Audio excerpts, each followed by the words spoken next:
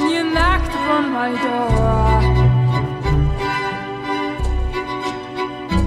Early this morning, when you knocked upon my door. And I say, hello, Satan, I believe it is time to go. Me and the devil walking side by side. Me and the devil walking side by side. And I'm gonna see my man until I get satisfied. You don't see why, and you dog me around. Say, don't see why people dog me around. It must be that old evil spirit so deep down in your ground.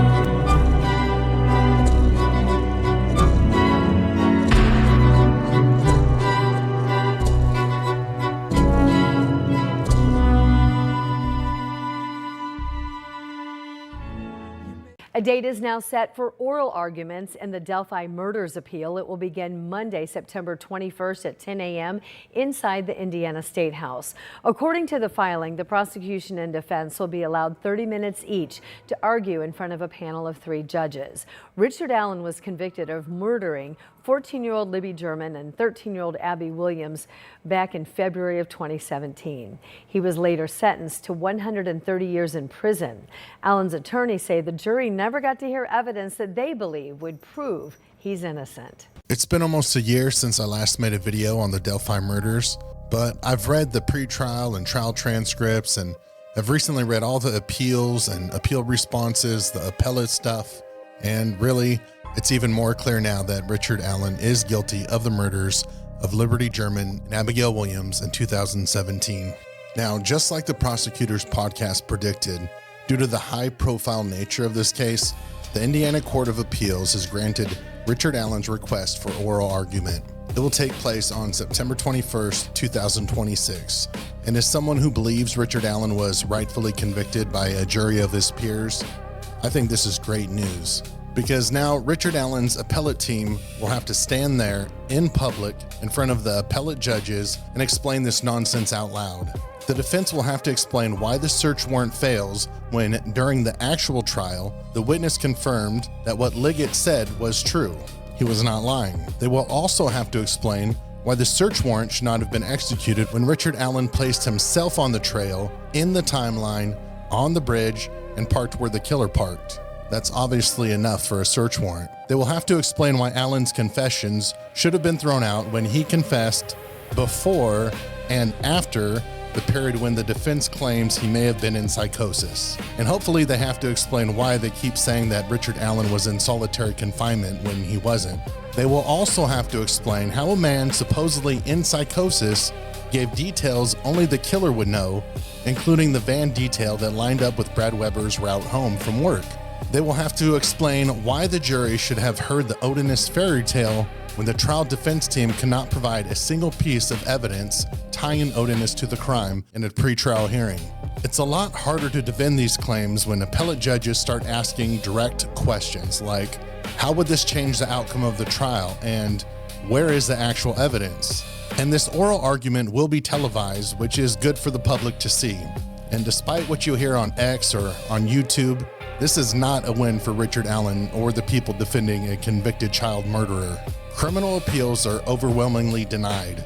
Now, I cannot think of a good reason to defend a convicted child killer unless they're your actual client, but to give people the benefit of the doubt, maybe they have been misled due to not understanding the legal system or the different roles of the prosecutors and defense lawyers.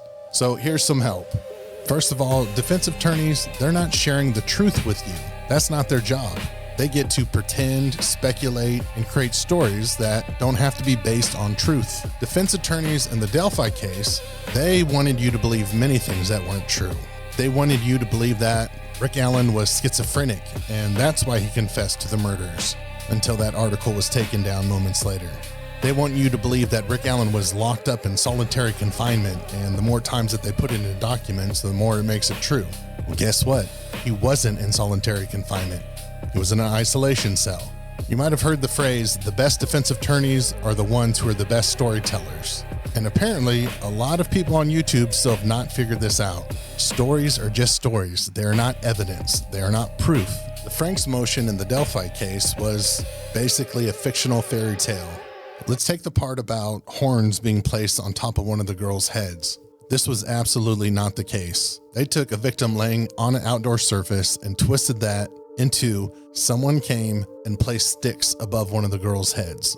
Based on what? Where is the proof?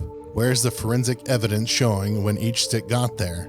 There was no eyewitnesses, there was no video of that, no physical evidence tying an Odinist to that act. There isn't any. Why? Because it's just a story, not something to take as truth. It's nonfiction. And people still quote things from that Franks memo as if they actually happened. Ay, ay, ay. And I just think it's funny how people require zero evidence to believe the defense theory or Odinist, but then they demand impossible levels of proof for the evidence against Richard Allen. Now let's get everyone up to speed here. On February 13th, 2017, one of the victims, Liberty German, and her best friend, Abigail Williams, who were 14 and 13 years old, went to the Monon High Bridge Trail in Delphi, Indiana. Liberty recorded video on her phone showing the man later known as Bridge Guy and Richard Allen following them on the bridge and ordering them down the hill. The next day, both girls were found murdered. Then Richard Allen was arrested in October 2022, over 5 years later. In 2024, after a full trial, a jury convicted him. Once the evidence finally came out in court, the case got a lot less mysterious and a lot more obvious. We learned that Rick Allen put himself on the trail and in the timeline in which the murders occurred. Rick Allen's car was seen on video arriving to where the killer parked during the critical time of the murders. Rick Allen admitted to parking where Bridge Guy parked. He described witnesses that he saw who didn't see the friendly CVS employee Richard Allen, but they did see Bridge Guy, who was the only man there at the time. Witnesses described the same lone man on the trail and bridge. Rick Allen admitted he dressed exactly like Bridge Guy that day. There was a cartridge cycled through his gun and found near the bodies. A witness saw Bridge Guy walking toward Rick Allen's car, the only car that was parked there. Oh, and also Rick Allen admitted to killing the girls, giving accurate details that only the killer would know. He didn't confess to the police, but he calmly and coherently told his wife, mom, and many others that he did commit the murders. He also told his mental health physician that he killed the girls and accurately and logically explained the events and actions that occurred that day, something a person in psychosis would not be able to do. Then in December 2025, Rick Allen's appellate attorneys filed a 113-page appellant's brief trying to overturn the conviction. In March 2026, the state filed its response. Then in late April 2026, Allen's appellate team has filed their reply brief, and they're making three major claims to overturn Allen's conviction. One, they claim the search warrant for Allen's house should not have happened because law enforcement lied or left out key information on the search warrant affidavit. So basically here, the defense wants the gun thrown out. The second thing they focus on is the 60-plus confessions that Richard Allen made. They want all of those thrown out, because for some reason they think that Rick Allen was forced to confess to his wife and his mom, and that he only confessed because his prison cell was too small, which drove him crazy, which gave him the ability to know things that only the killer would know somehow. Their third argument is they claim the jury was deprived of hearing about the Odinist theory. Yes, this is a theory where Allen's trial attorneys claimed, and I quote, members of a pagan Norse religion called Odinism, hijacked by white nationalists, ritualistically sacrificed Libby and Abby, who are both white, by the way. And there is zero evidence that happened, but according to the defense, if the jury had heard that fairy tale, then Richard Allen would be a free man today. So let's start with the first major claim in the appeal.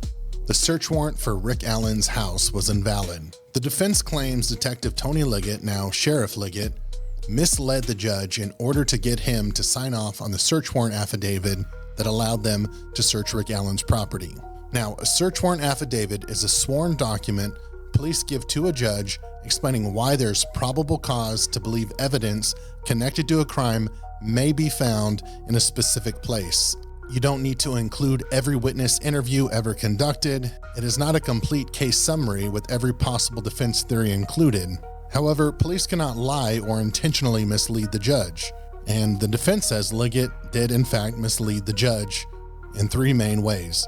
First, with one of the witnesses, Sarah Carbaugh. She is the one who saw a bridge guy leaving the trails at approximately 3:57 p.m. as she was driving down the road. The defense claims Liggett overstated what Sarah Carbaugh saw, because in the search warrant affidavit, they stated that Carbaugh saw a man walking who was muddy and bloody. And the defense argument is basically this.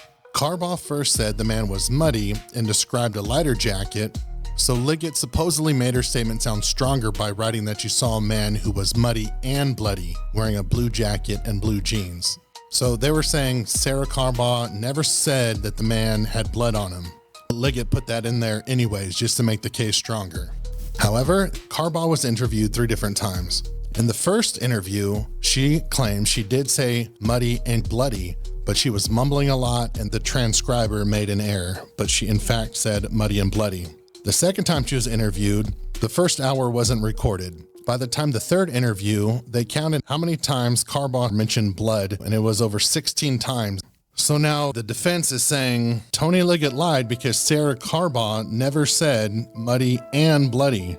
What they did was they ignored the third interview, but none of it matters because at trial, Sarah Carbaugh said the man was muddy and bloody. So that's why this argument that the defense is trying to make here is just going to fall flat on its face. The defense also claims that Liggett misrepresented what Betsy Blair described. She's another witness. She was a person who described the person she saw on the bridge and also described the vehicle that she saw parked near the old CPS building. And this is the same move by the defense, taking normal eyewitness limitations and trying to rebrand them as a lie.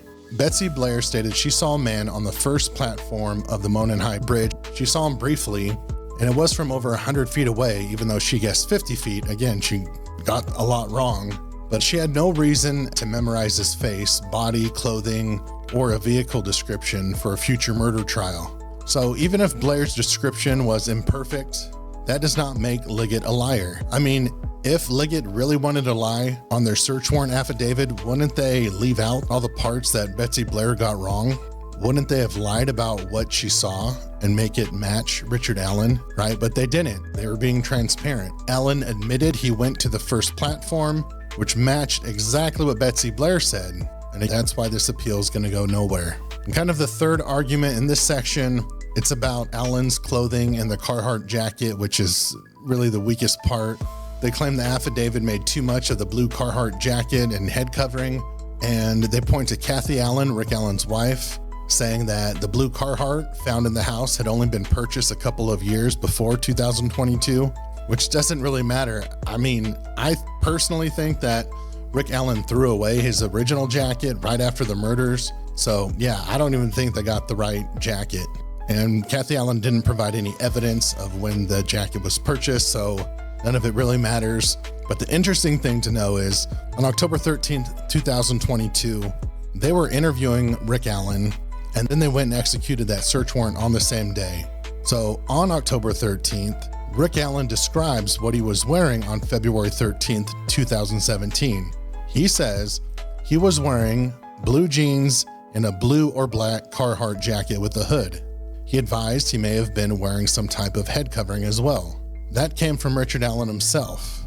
The bottom line is, to win a Franks argument, they have to show that Liggett knowingly lied or recklessly misled the judge, and then show that probable cause falls apart once the challenged information is removed or corrected. That is a steep hill. And yeah, honestly, after Allen's 2017 statements to DNR Officer Dan Doolin, this should have been escalated immediately. They should have searched his house that day or the next day of when he came forward for the statements.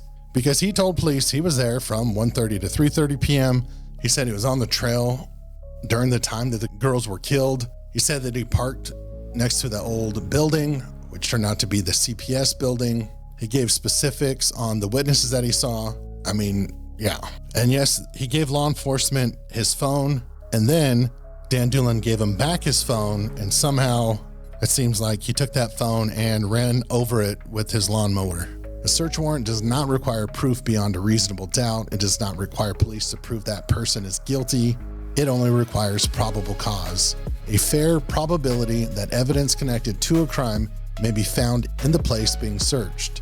And in the Delphi investigation, police served several search warrants on people for far less than what they had on Richard Allen. They did the search on a house on Bicycle Road because someone there was reportedly dressed like Bridge Guy on the day of the murders, even though that person was later determined to be at work during the murder window. They served a warrant connected to an online predator who communicated with one of the victims. They served a warrant on a man in Lebanon, Indiana, Garrett Kurtz's father, I believe. And that was just based on ties that he had to the area and his violent history. They searched 77-year-old Ron Logan's property more than once because the girls were found on land connected to him, even though his house was roughly a half-mile away from the crime scene. All right, now let's talk about the sketch issue. Personally, I can't think of a case where a sketch was ever part of the actual murder trial. I mean, I'm sure there's been some in history, but it's definitely not a common thing. The reason why is witness sketches are hearsay, they're subjective, and they're only an investigative tool, not evidence of anything. We still want both sketches to be visible to the public. We're not eliminating one or the other. A sketch is not a photograph. A sketch is based on what the human mind and human brain saw. We know it's natural, you get fixated, but understand that over time investigations evolve. At this point, we are asking people to look at both sketches and the photo and the video and listen to the audio and help us identify the suspect in this case. Now, in the documents, the basic argument is that Betsy Blair's sketch looked younger than Richard Allen, therefore it's not Richard Allen. But the reality is, Betsy Blair, once shown a picture of Bridge Guy, said, yes, that's who I saw. Betsy Blair saw a man on the bridge from over 100 feet away. Then a few days later, she sat down with a sketch artist and tried to turn that memory into a drawing. People get clothing wrong, faces wrong all the time. Now, we all think we would never ID the wrong person in a crime, even though studies show it happens most of the time. To test the accuracy of eyewitness testimony, WFMY News 2's Lachelle Yates set up an experiment. Wait until you see how this Two Wants to Know investigation unfolds. Hit under the kneecap. You're watching Dr. Rob Guttentag teach a psych class at UNC Greensboro. It's Wednesday afternoon. That's a spinal reflex. And about 5 minutes into his lecture, this young man walks in. You're a tad late, I think. He's not here for class, rather the professor's briefcase. Excuse me. Excuse me.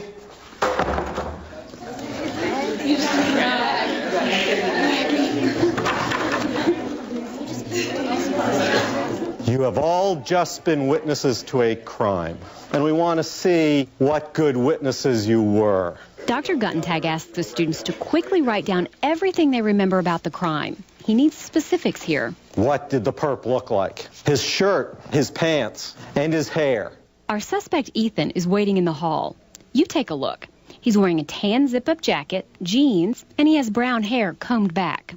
A lot of students get these details right, but not everyone. I thought he had like a beige fleece thing on with darker beige patches on it. This student right in the front row said it was a tan vest and it had black lining. He had a long sleeve shirt on with a stripe over the middle. I thought he was wearing khakis. We're looking for 5'6" with a vest and tan khakis, or 6'2" with blue jeans and a jacket. How well did the students describe Ethan's physical appearance? So most of you didn't feel you remembered anything about the face at all? Wow. His hair? I said it was kind of mid-length, blonde, and shaggy. It was blonde, though. I had blonde also. Then Dr. Guttentag brings Ethan back into the room. And watch this twist that even shocked the professor. This is the perp. This is Ethan. That's not him. Quickly, Dr. Guntag picks up on the confusion and starts trying to influence the student's memory. How many of you realize that this is a trick and that isn't really him? Put your hand up high if you realize that we brought a different person in. I definitely don't think that was him. How's he different? His hair is slicked back, and I think he's wearing different jeans. Again, listen to the student on the front row. And I saw his vest. I don't remember seeing a jacket. Put up your hand real high if you did think that the guy who came in was the perp. Fewer than 10 students raised their hands. How many people realized it wasn't him? Looks like about 80. Okay. This is him. This is him. This is Ethan. This is the person who came in the room before. He didn't change anything at all. So that's why I wanted to show that eyewitness clip.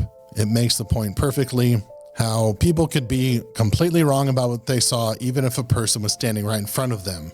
Now, in the Delphi murders case, witnesses have different descriptions about how the person looked who they saw, but they all agreed they saw the same guy, and that guy is Bridge Guy, the only male out on the trails at the time they spotted him. And it's odd that the people who argue that Rick Allen's gun match is junk science because it's subjective, but then they think that the sketch should have been used at trial, that's hypocritical. So think about it this way. Imagine all of the witnesses had seen a man walking the trail in a mountain lion suit.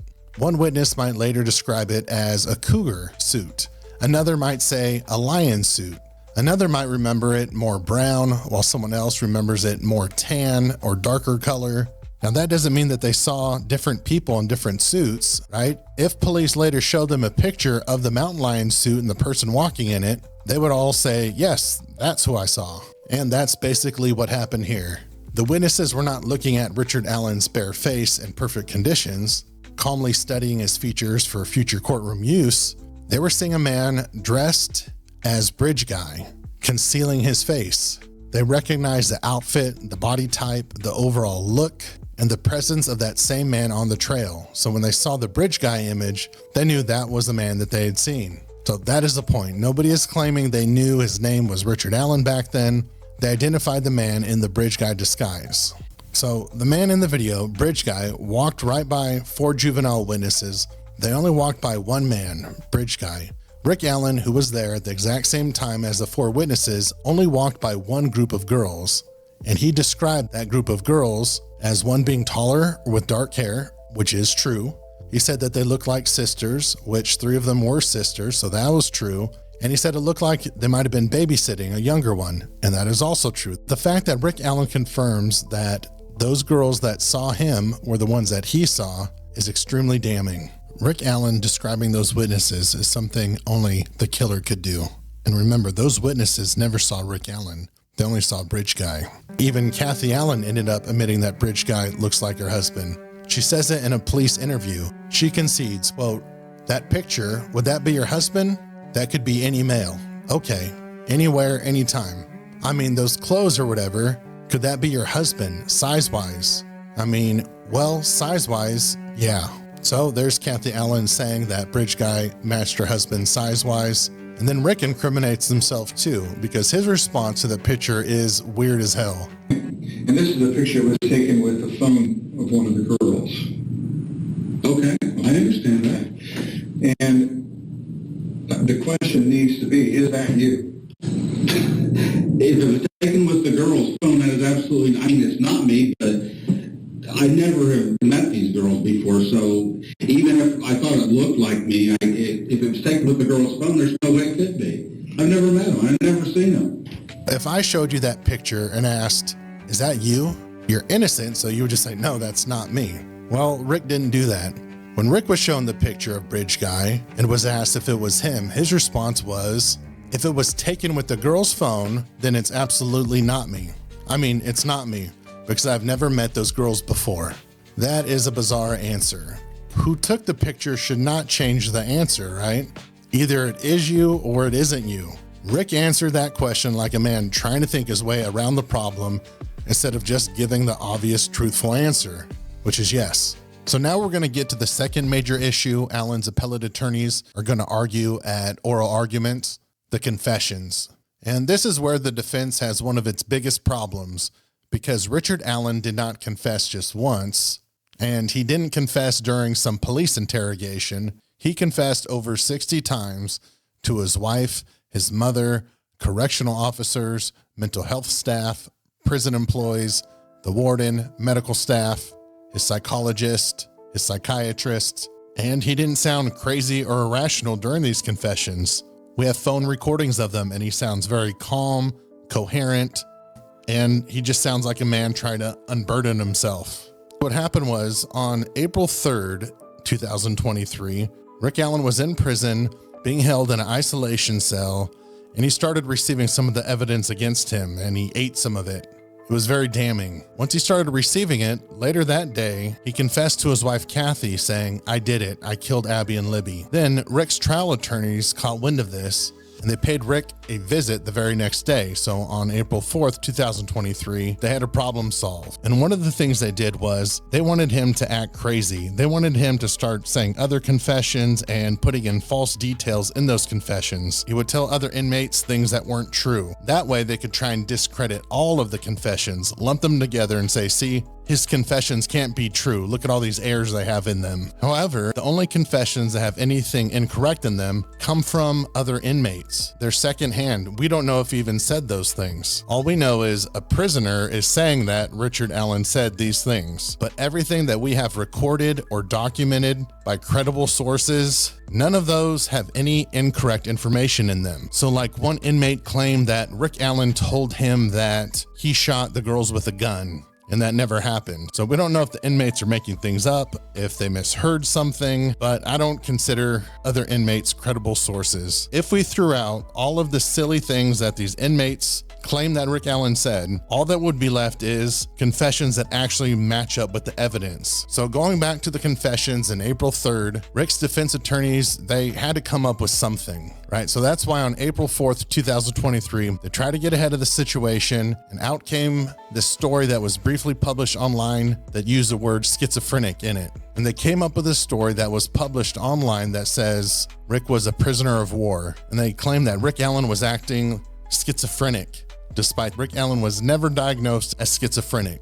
So again, that's the defense just making things up. So the defense came up with reasons that Rick Allen was crazy. They had to come up with something. So they said it was because he was treated like a prisoner of war and he was forced to be in solitary confinement, which is not true. He was housed in a single man cell in the restrictive housing unit at Westville for safekeeping and suicide watch. And prisoners in jail do not take kindly to those who harm children. So that's why he was placed in a safekeeping cell for his own safety. Because if he was put in general population, let's just say he probably wouldn't have made it to trial. And here's the truth. Rick Allen's isolation cell did not reflect a prisoner of war, because in a cell, he had a bed, a sink, toilet, window, showers, even had recreation time, but he did have clean clothes, he had books, puzzles, commissary, and he had a freaking tablet that he could call and text on, he could watch movies on.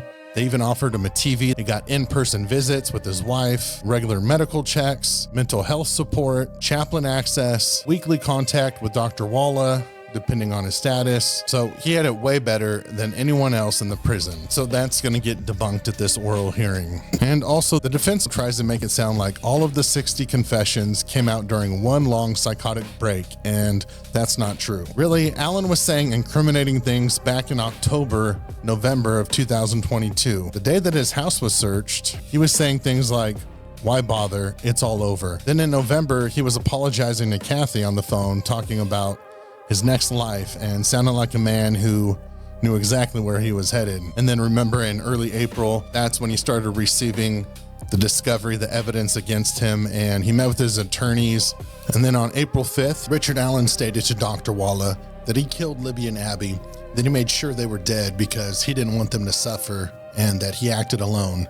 Rick also stated that his intentions were sexual in nature, that he thought the victims were at least 18 or 19, but could have been as young as 11 years old. Rick said that he killed them because he was selfish and chose to take their lives in order to preserve his own. and that he wanted to apologize to the victims' families. Rick alluded to having a sex addiction and that he was an alcoholic. On April 7th, he said he killed them by himself, and he said he was just acting like he was crazy. On April 8th, 9th, and 10th, he kept confessing and expressing remorse, and Allen's behavior was deemed severe enough for medical intervention on April 13th. So the confessions before that, he was not deemed to be in psychosis. The Treatment Review Committee agreed on April 14th that he was showing psychotic symptoms serious enough to justify Haldol, but then by May 2nd and May 3rd, it's documented that Rick Allen had returned to baseline behavior and no longer showed signs of psychosis. And on May 3rd, that's when he gave his most detailed confession to Dr. Walla, including the van detail, where he logically explained the events the day of the murders, what he did, how he did it, and why he did it. Here's a quote from the testimony of Dr. Walla about Richard Allen. He said he wanted to confess to his crimes and went on to tell his story. He reported seeing his parents the morning of the crime. He stated he was supposed to go eat with them, but opted to get himself a six-pack. He reported drinking 3 beers and then finishing the rest later. He stated, "I bundled up." Once on the trail, he stated, "I laid in wait." He reported seeing the girls, Libby and Abby, and following them to the bridge. He mentioned doing something with his gun and stated, "I think that's where the bullet fell out." And then he said, "I ordered them down the hill." He stated his intention was to R them and mentioned he thought they were older than their biological ages. He said he saw a van, which scared him and caused him not to follow through on R-ing the girls. He said they crossed a creek and then he cut their necks. He indicated wanting to make sure they were dead. He reported covering their bodies with tree branches. He said he exited the area by keeping off the trail as to not be seen. He said he returned to his vehicle, which he parked by a nearby building. He stated he managed to continue living his life after time passed by and he hadn't been caught, and that he seemed relieved after making this confession. And the most important part is how much of that sequence lines up with the facts of the case. He stated he followed the girls across the bridge, which the video evidence verifies. He states that a bullet fell out of his gun, which is true. A bullet cartridge was found at the crime scene. He said his intent was sexual, and this lines up with the facts of the case. The girls had their clothing removed and one of the victims was found nude, and yet there was no medical evidence of a sexual assault, which lines up to a sexual assault that was in progress and then interrupted. And how would anyone other than the killer know that happened? Rick Allen also said that a van interrupted him. With a little help, investigators followed up on Rick's statement, and they were able to connect it to Brad Weber's van. And Weber's work record showed that he clocked out at 2:02 p.m., then he had to walk out to his van, drove home, which he stated takes about 20 to 25 minutes, putting his van on the private drive at approximately 2:32 p.m., which is the time that Libby's cell phone stopped moving. Investigators also pulled Weber's phone records, which helped confirm that he drove home that day at that time. So the question becomes simple. How would Richard Allen know that a van came down that private drive at that critical moment unless he was there? There is no reasonable, innocent explanation for Allen knowing that detail. Also, what Rick Allen gets right is that they crossed the creek. This is backed by actual evidence based on what they found on the victim's clothes, the pants, and the shoes. When a bunch of people online say that they didn't cross the creek, well, Rick got this one right. They did cross the creek. Rick said that he cut both of the girls' necks, which aligns with the autopsy evidence. He stated he covered their bodies with tree branches, another fact that wasn't publicly known, but lines up with the crime scene evidence. He said he left off trail, so he would not be seen. And that fits with the witness evidence. Nobody has ever come forward and said that they saw a muddy and bloody man walking in the trail system. Sarah Carbaugh saw the muddy and bloody man walking outside of the trail system alongside a road towards where Allen had parked. And Allen said that he returned to his vehicle near a nearby building, which lines up with Allen's own statements that he parked near the old CPS Farm Bureau building. So it's not the fact that he just confessed or some false confession by some crazy person in psychosis. This was very detailed. He didn't get a single detail wrong. Everything he said matches up with the facts of the case. So the trial court was right to let the jury hear those confessions. And the appellate brief is doing what defense briefs do. They cherry pick, exaggerate, and hope for the best. The third major argument from the defense is that the trial defense team was blocked from presenting key evidence. aka the Odinist did it argument. So let's end this Odinist satanic panic stuff once and for all. Now, the Delphi case generated a bunch of tips. That's what happens in every high-profile murder case. People tip in their exes, their neighbors, weird guys from Facebook, local creeps, and sometimes just full-blown conspiracy theory type stuff. A bunch of tips, right? So law enforcement has to run those leads down to see if there's anything there. So yes, police did look at violent offenders, child predators, perverts, traffickers, and they had to look at the Viking wizard Odinist garbage stuff too. They looked into it, went down that rabbit hole, and it led nowhere, so they had to move on. They had to do their due diligence, and it led nowhere. The biggest and most important point I want to make is there is zero evidence that these murders were Odinist killings. No physical evidence, no forensic evidence, no eyewitness evidence, nothing scientific, only storytelling. No one placed an Odinist at the crime scene. I mean, the defense had a full pre-trial hearing in 2024 to show that there is some substance there, and they could not establish a real nexus between any alleged Odinist and the murders. And that is why the court kept it out. The F tree was not an F. There was no F in blood on the tree. That idea came from the reddish tints in the bark. Once a chemical was applied that turned the blood white, the extra line people wanted to form an F with was gone. What was left was an upside down L, which is not a rune at all. Same with the theory that the bodies were hung upside down. They were not. The actual science, the blood patterns on the bodies and on the ground were inconsistent with that theory. And the sticks, even assuming for the sake of argument that they were intended to be runes, the arrangement did not in any obvious way spell a word. And no, the FBI did not back up this theory. The FBI's behavioral analyst unit was, quote, unable to verify or find support for the claim that this was an Odinist killing. Their conclusion was that neither the blood on the tree nor the sticks on the bodies, quote, clearly depict, capture, or present known aspects of Odinism or its symbology.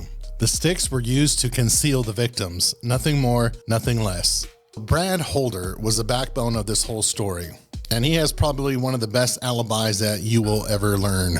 Brad Holder was at work at a landfill in Buffalo from 4:55 a.m. to 2:45 p.m. on February 13th, 2017. His vehicle was on video, verifying that he was there. He clocked in and clocked out. That was verified.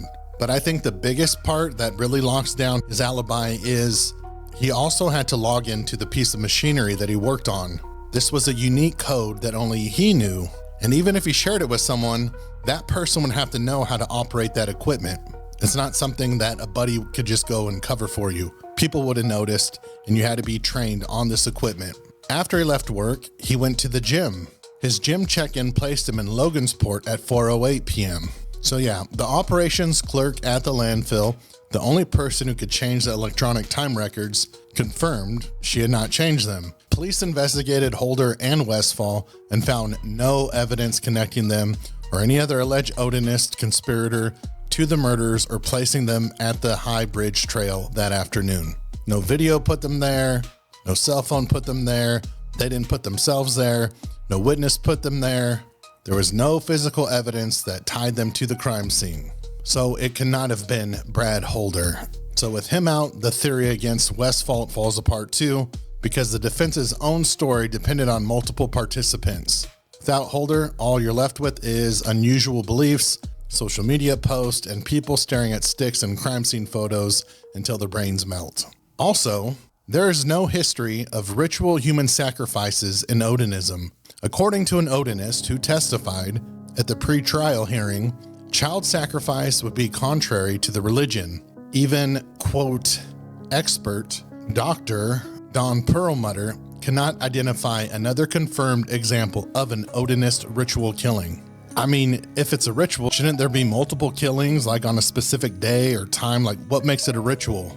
So that's a serious problem when your whole theory is this was an Odinist ritual killing, when Odinists don't kill and there is no ritual. So it's important to note that there was a pre-trial hearing. It was 3 days in July and August of 2024, where the defense got to bring witnesses, experts, and whatever evidence they thought supported the Odinist theory. That was the time to prove it, and they did not. No suspect at the scene, no evidence, nothing. And even if we wanted to keep playing pretend and that Odinist killed the girls, how does that clear Rick Allen? Maybe Rick Allen's an Odinist, we don't know. So yes, police looked into the Viking wizard theory. That's what investigators do. Then they moved on. The evidence never supported Odinism. The FBI did not support it. The symbols were garbage. The suspects weren't there. And the whole thing collapsed once it had to go into a pretrial hearing. It was a waste of time then, and it's a waste of time now.